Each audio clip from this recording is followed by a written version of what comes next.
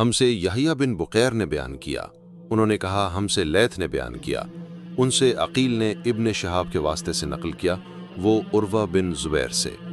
وہ حضرت عائشہ رضی اللہ عنہا سے روایت کرتے ہیں کہ رسول اللہ صلی اللہ علیہ وسلم کی بیویاں رات میں مناسے کی طرف قضائے حاجت کے لیے جاتیں، اور مناسے ایک کھلا میدان ہے، تو حضرت عمر رضی اللہ عنہ رسول اللہ صلی اللہ علیہ وسلم سے کہا کرتے تھے کہ اپنی بیویوں کو پردہ کرائیے، مگر رسول اللہ صلی اللہ علیہ وسلم نے اس پر عمل نہیں کیا۔ ایک روز رات کو عشاء کے وقت حضرت سودا بنت زمعہ رضی اللہ عنہا رسول اللہ صلی اللہ علیہ وسلم کی اہلیہ جو دراز قد عورت تھیں باہر گئیں۔